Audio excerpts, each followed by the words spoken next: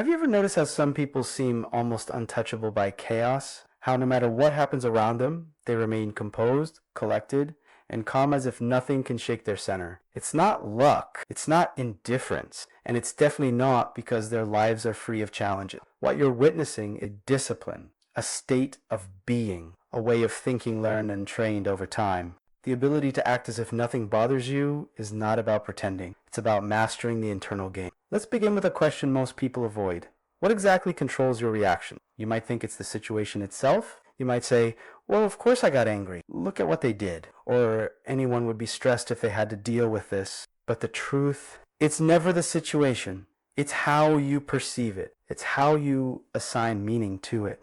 And most importantly, it's the habitual paradigm running in the background of your mind. Bob Proctor used to say, you don't react to what happens, you react to your paradigm. If you've never challenged the conditioning you've received over a lifetime about who you are, how you're supposed to feel, and how the world works, then your emotional state will be nothing more than a slave to your environment. And that's not living, that's surviving. Now, acting as if nothing bothers you doesn't mean becoming numb. It doesn't mean suppressing emotion or pretending everything's okay when it isn't. It means becoming the kind of person who can choose their emotional state, regardless of the storm. It means taking your power back. Ask yourself this: what would my life look like if I stopped reacting and started responding? There's a huge difference between reacting and responding. Reaction is automatic. It's emotional. Itei, primao. Response is conscious. It's intentional. It's powerful. When you act as if nothing bothers you, you're not ignoring reality. You're choosing not to let it dictate your internal environment.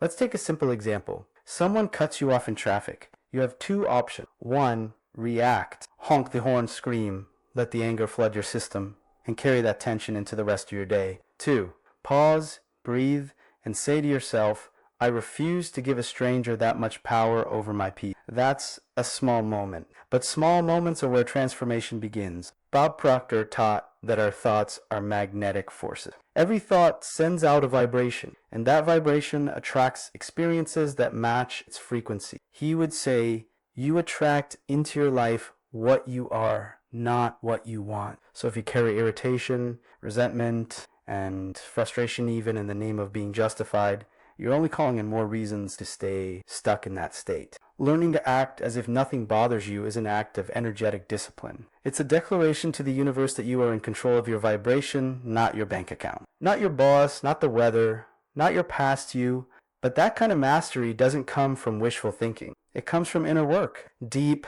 confronting, uncomfortable inner work. Because when you start observing your reactions, really observing them, you'll notice they're not even yours. They've been inherited, passed down, learned. You weren't born reacting with impatience, defensiveness, or fear. You were taught, and anything learned can be unlearned. Proctor often emphasized the role of the subconscious mind, that it's the part of us where our habits live, our beliefs, our self. He said, your subconscious mind cannot differentiate between what's real and what's imagined. Whatever you impress upon it, it accepts as truth. So imagine what happens when you consistently act as if nothing bothers you, not as a facade, but as a signal to your subconscious, I am in control. I am calm. I am grounded. Over time, that becomes your reality, not because you faked it, but because you rewired it. This is not easy. Let's not sugarcoat it. It takes self-awareness, discipline, and repetition. It takes the willingness to look at your own triggers and ask, what story am I still telling myself that keeps this alive? Maybe it's the story that you have to defend yourself, or that people are out to get you, or that life is hard. These narratives fuel your reactions, and until they're dissolved, peace will always feel temporary. So here's a hard truth. Most people are addicted to their emotional patterns, not consciously but chemically. The body becomes so used to the rush of anger, the weight of worry, the buzz of anxiety, that when peace shows up, it almost feels boring, threatening. Even that's why so many people use sabotage.com, because chaos feels more familiar. Bob Proctor understood this at a fundamental level. He believed that growth begins with awareness, that nothing changes until you change. He once said, the only limits in our life are those we impose on ourselves. And that includes emotional limits. Believing you can't help how you feel is one of the most limiting beliefs you can carry. Because as long as that belief is active, freedom will always be outside of you. Now, think about the people you admire. Those who walk into a room and instantly change the energy not because they speak the loudest, but because their presence is steady. That presence comes from emotional regulation, from not being dragged around by every comment, every circumstance, every piece of bad news. That presence is cultivated. You might be wondering, but what if something really serious happens? Am I supposed to just smile through it? No, you're supposed to feel it, but you don't have to become it. Acting as if nothing bothers you doesn't mean detachment. It means emotional maturity. It means recognizing that feeling an emotion doesn't require losing yourself to it. You can feel sadness without becoming broken. You can feel anger without becoming destructive. You can feel fear without becoming pain. And the more you practice this, the more you strengthen a new identity. An identity rooted in calm, clarity, and choice. That's the secret Bob Proctor was pointing to all along. Your identity creates your reality. And if your identity is, I'm someone who gets triggered easily, then that's exactly what life will reflect back to you. But if your identity becomes, I'm someone who moves through life with grace, no matter what, then that becomes the vibration you carry. And life, being obedient to vibration, will rise to meet it. So now ask yourself, again, who am I when things go wrong? Who am I when someone disrespects me? Who am I when plans fall apart? The answer to those questions reveals everything. There's a powerful question that most people never ask themselves. What do I gain by being bothered? What is the emotional payoff behind letting irritation, anger, or disappointment run the show? Because whether we like to admit it or not, every emotional reaction comes with some kind of perceived reward control, validation, even significance. If someone wrongs you, reacting might make you feel morally superior. If something doesn't go your way, complaining might help you feel seen. But here's the trap. The reward is always temporary, while the consequence is long-term. Every time you react out of impulse, you reinforce a disempowered version of yourself. And over Chimi, that becomes your identity. Bob Proctor often reminded us, you were born rich. He wasn't talking about money. He was talking about the wealth of potential that exists inside every human. A potential that gets buried under layers of conditioned reaction. When you learn to act as if nothing bothers you, you start to unbury that wealth. You begin to live from your true self, not your programmed self. Now let's go deeper into the mechanics of this. Every time you choose to respond calmly instead of react emotionally, you're doing something extraordinary. You're interrupting the neural pattern. You're literally creating space between stimulus and response. And in that space, that's where your power is. That's where self-mastery lives. But most people never experience that space because they've trained their mind to jump to conclusions, to fight, to defend, to brace. It's almost as if they're living in a state of constant emotional readiness, always expecting the next thing to go wrong. Proctor said, faith and fear both demand you believe in something you cannot see. You choose. When you act as if nothing bothers you, choosing faith. Not blind faith in external circumstances, but deep faith in your ability to handle anything that arises. That's the kind of faith that moves mountains, not because the mountain disappears, but because you become unshakable. Let's be honest here. Emotional strength doesn't mean you don't feel. It means you don't crumble. It means you don't lose sight of who you are just because someone else lost sight of who they are. Imagine for a moment, what would your life feel like if you stopped assigning meaning to every little thing? If someone's bad mood wasn't your burden to carry, if a delayed plan didn't ruin your entire day, that's not ignorance, that SE intelligence. Emotional intelligence, the kind Bob Proctor referred to when he spoke of aligning your thoughts with your vision instead of your condition. He said, set a goal to achieve something that is so big, so exhilarating that it excites you and scares you at the same time. Now ask yourself, can you achieve that kind of goal while being emotionally reactive every day? Can you hold a big vision while being consumed by small triggers? Of course not. Emotional reactivity and visionary leadership cannot coexist. You either spend your energy reacting to life or you spend it creating life. You don't get to do both. Acting as if nothing bothers you is about reclaiming your energy, your focus, your direction. It's a rebellion against the habit of emotional dependence. Because make no mistake, reactivity is dependency. It means your inner world is still chained to your outer world.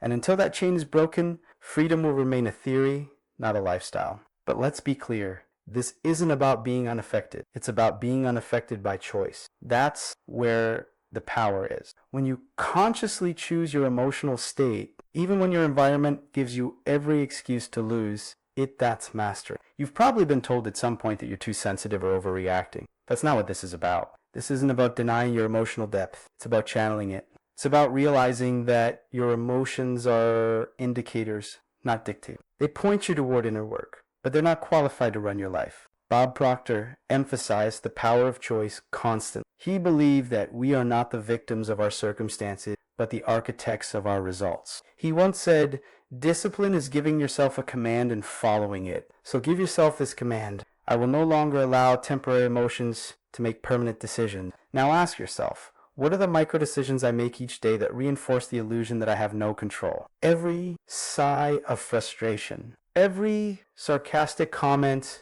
every time you retell a story that upset you just to feel that emotion again. These are habits, and they're costing you your peace. Most people want transformation without transition. They want peace without process. But the truth is, learning to act as if nothing bothers you is a daily decision, a moment-by-moment choice to rise above, and not in a superiority complex way, but in a deeply self-honoring way. Because you deserve to live free from emotional slavery. You deserve to experience what Bob Proctor meant when he spoke of living in harmony with the laws of the universe. One of those laws is the law of vibration, and as he taught, your vibration is always moving, always broadcasting, and whatever you send out, you attract back. So what happens when you stop sending out the frequency of annoyance, resentment, and what happens when your vibration becomes calm, certain, steady? Your life begins to reflect that. You stop attracting drama. You stop being the target of disrespect. You stop being the container for chaos. Not because the world changed, but because you did.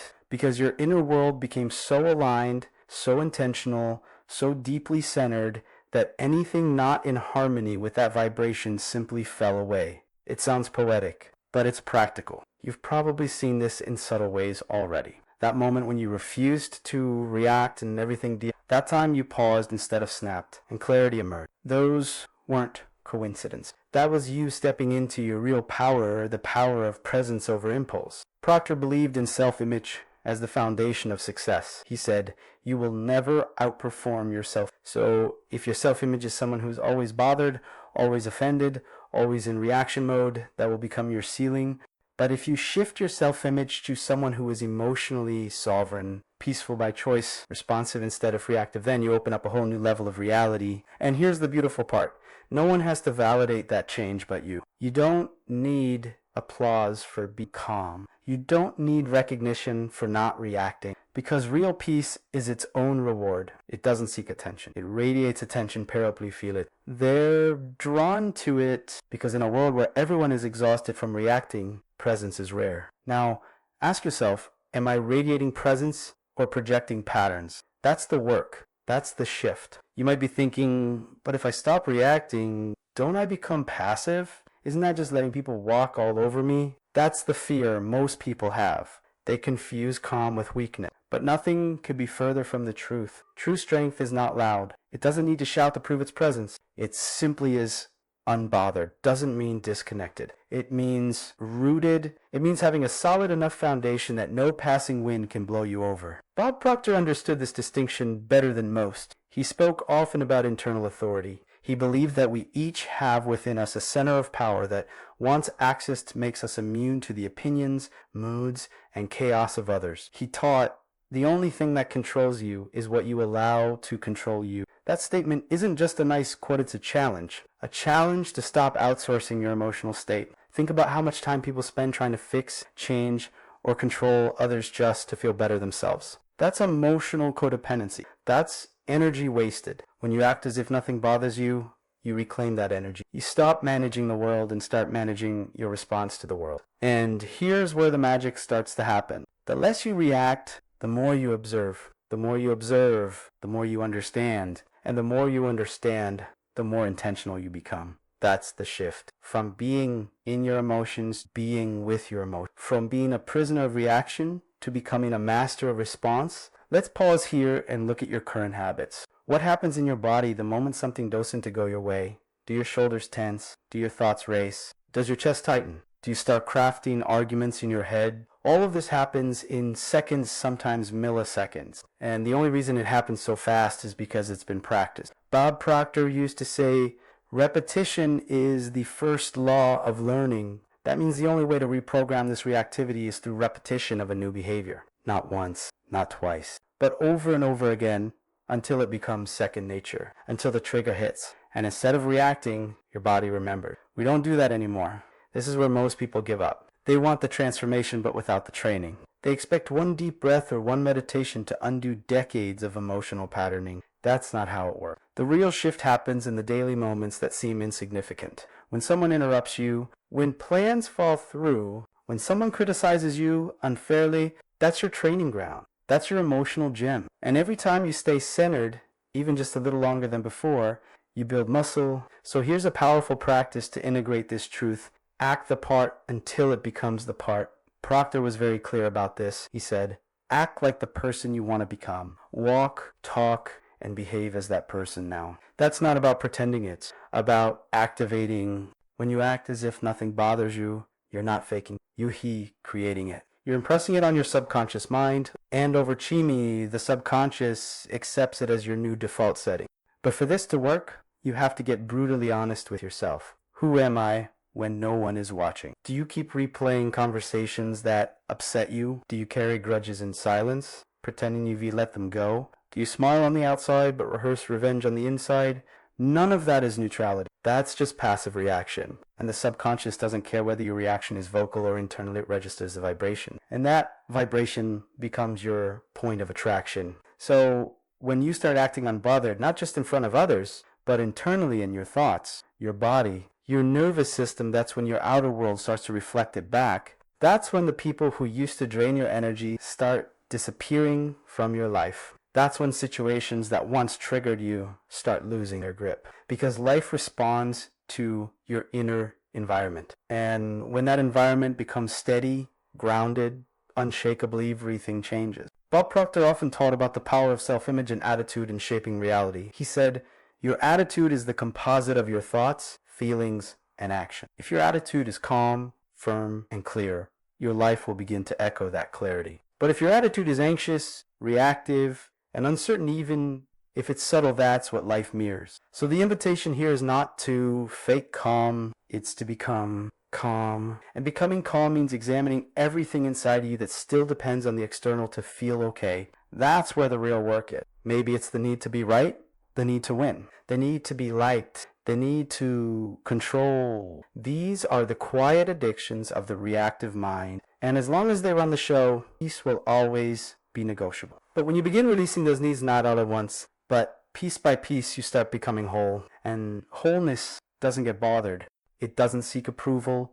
It doesn't chase after closure. It carries peace like a frequency, not a performance. This is why some people can walk away from arguments without a word, not because they're weak, but because their peace is more valuable than being understood. Now ask yourself, where am I still choosing disturbance over peace? Maybe you check your phone first thing in the morning and let bad news decide your mood. Maybe you engage in online debates that drain your soul. Maybe you replay past mistakes like a loop you don't know how to stop. These aren't small things. They're patterns. And every pattern you reinforce is a message to your subconscious. This is what matters to me. So if you keep feeding frustration, frustration will keep showing up. But here's the liberating truth. You can choose again at any moment. You can interrupt the pattern. You can say, I no longer feed. And that choice, repeated enough times, becomes identity. Bob Proctor was adamant about this power of choice. He once said, you are the only problem you will ever have, and you are the only...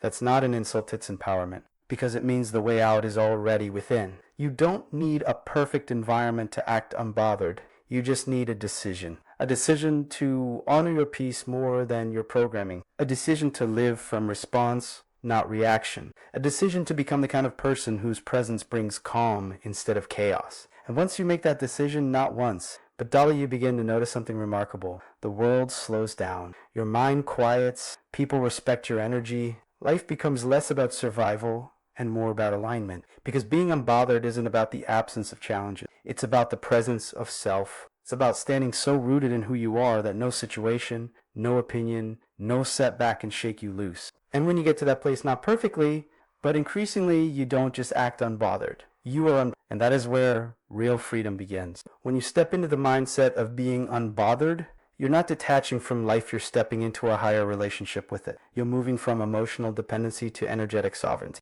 You're no longer reacting to circumstances as if they have authority over your well-being. You are remembering that your state of being is your responsibility and your greatest power. This isn't philosophy, it's physics. As Bob Proctor taught so clearly, everything is energy. match the frequency of the reality you want. You cannot help but get that reality. This is not philosophy. This is physics. So now the question becomes, what frequency are you on when you're constantly bothered? Every time you spiral into frustration, bitterness, or blame, you lower your vibration. You move further away from the frequency of peace, clarity, prosperity, and love. Not because you're being punished, but because you've chosen to tune into a different signal. And life will never broadcast abundance on a frequency of resistance. Learning to act as if nothing bothers you means becoming a master of your frequency. It means walking through a chaotic world with a quiet mind. It means letting go of the idea that your peace needs permission. Here's what that looks like in practice. You wake up, your mind starts running,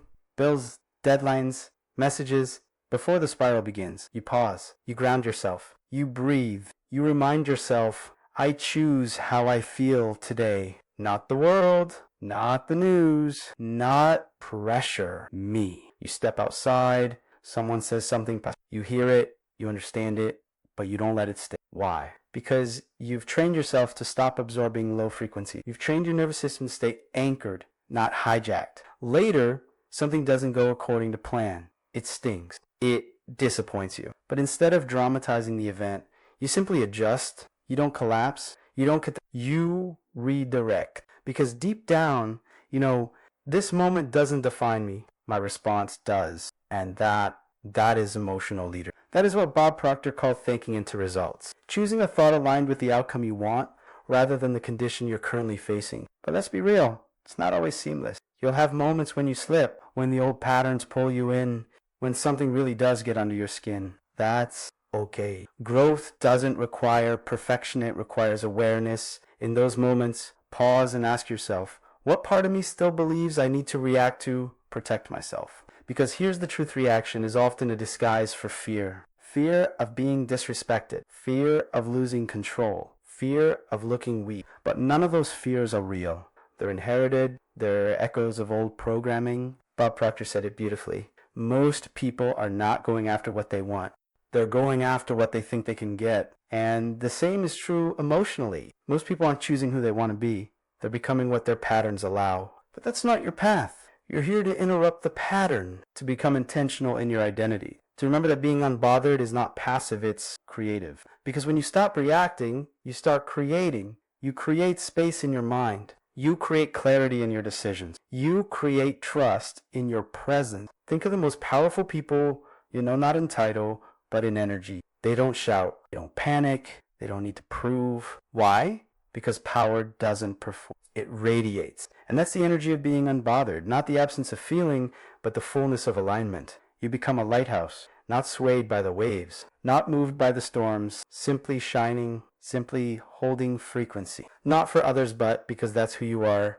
Now, consider this. When was the last time you felt deeply peaceful? Not distracted, not numbed, but truly, unmistakably peaceful. That moment, however brief, was not a fluke. It was a glimpse of your natural state, the one that gets buried under layers of reaction, habit, and noise. Proctor always emphasized the truth that we live on 3 planes of existence: spiritual, intellectual, and physical. Most people live only on the physical, reacting to what they see, hear, and feel. But when you rise to the intellectual and spiritual levels, you start responding from vision, not condition. That's the secret. You don't act unbothered because everything's perfect. You act unbothered because you've chosen to live from a higher plane of truth. So when someone says something that would have triggered you last year, you breathe. You remember, their behavior is not about me. When plans shift unexpectedly, you smile and adjust. You tell yourself, this delay is not a denial. It's a redirection. When inner doubt creeps in, you pause. You reaffirm, I'm not my fear. I'm the one who observes it. This is not denial. This is alignment. Alignment with the truth that your power doesn't come from external control. It comes from internal coherence. When your thoughts, emotions, and energy are in harmony, the outer world begins to harmonize. This is what Bob Proctor meant when he taught about the law of cause and effect. Your internal state is the cause, and your external results are the effect. So if you don't like the effect, stop wrestling with it and change the cause. And here's something powerful to realize. Acting unbothered doesn't just change how you feel. It changes how others perceive and treat you. Why? Because your energy communicates louder than your words. When people sense that you're grounded, they stop trying to throw you off balance. When they sense that your peace isn't negotiable, they respect it. And those who don't, they eventually drift out of your field because they no longer resonate. You don't need to fix them. You just need to stay fixed in your frequency. That's the beauty of this work. You don't have to force anything. You just have to stop feeding the old patterns. Stop reacting to what's beneath. Stop participating in the emotional economy of chaos. You weren't born for conflict. You were born for clarity. You weren't designed to chase control. You were built to embody presence. And the more you embody this day by day, moment by moment, the less you'll feel the need to act because you'll become it naturally, authentically, irreversibly. Here's a truth you may not have heard before. Calmness is a skill, not a personality trait, not something you're born with or without. A skillment, studied, practiced, refined. And like any skill, it doesn't develop in theory. It develops in tension, in pressure, in disruption. When things fall apart and you choose not to, when someone challenges your character and you don't collapse into defense, when nothing goes your way and you remain in your way steady, composed, clear, that's when, this isn't just a mindset, it's who you've become. Bob Proctor understood that transformation wasn't about information, it was about integration. He said, you must be willing to give up what you are to become what you can be. And that includes giving up the identity of someone who reacts, defends, explains, proves, explodes. That version of you may have served you once, but if you're here now, it means you're ready to step beyond it. So what do you replace it with? Stillness, grace, silence, when silence holds more power than a simple breath instead of 1,000 explanations. A subtle smile that says, I'm not ignoring you. I'm just no longer available for emotional volatility. And slowly, sometimes imperceptibly, your life begins to shift. People who fed off your reactions grow quiet. Situations that used to derail, you lose their power. Drama no longer feels familiar. Your nervous system starts to trust you. Peace stops being a performance and becomes your baseline. You won't need to announce it. You won't need to explain it. Real transformation never begs to be noticed. It simply becomes undeniable. Proctor reminded us that we don't get what we want, we get who we are. So becoming someone who is unbothered isn't about waiting for life to calm down. It's about becoming the calm, becoming the one who no longer feels the fire, becoming the presence that brings order just by existing. Because ultimately, the most powerful person in any room is not the loudest, the strongest, or the smartest. It's the one who is most in control of themselves, the one who doesn't need to react because they've already chosen their peace. And that kind of presence is magnetic. People will ask you, how are you so calm? They'll wonder, why doesn't anything seem to shake you? And you'll smile not because you have something to prove, but because you know how far you've come, because you'll remember the version of you who used to panic at the first sign of uncertainty, the one who needed everyone's approval, the one who replayed arguments in their head for days, the one who mistook reactivity for passion. And you'll smile not out of judgment, but out of reverence, because that version of you brought you here, but it doesn't need to come with you. So what now? Now is the moment where you decide not just to listen to these words, but to live them, to begin the quiet, powerful work of becoming emotionally sovereign, of breaking the habits that no longer align with your highest vibration, of rewiring your self-image to match the person you're ready to become. That decision doesn't need fame. It just needs to be true. And if you've made it this far, then maybe, just maybe, you're ready to stop being a reactor, ready to stop being a prisoner to energy that isn't yours, ready to start mastering the one thing you've always had control over, your state of being. And if that resonates with you, if something inside you is saying yes, even if it's quiet, then this journey is just beginning. There's so much more to explore, more inner architecture to build, more mental patterns to dissolve, more peace to embody. So if this message struck something in you, don't let it fade. Subscribe to the channel, not for more content, but for more clarity, for deeper truths, for tools that align with your growth, because around here, we don't chase noise. We build inner stillness. We do it together. Click the button. Join the space. And remember, you don't need to react to prove anything. You don't need to perform to be worthy. You don't need to control what's outside. You just need to master what's inside. And once you do that, when you become unbothered, not as a strategy, but as a way of being, see you on the inside.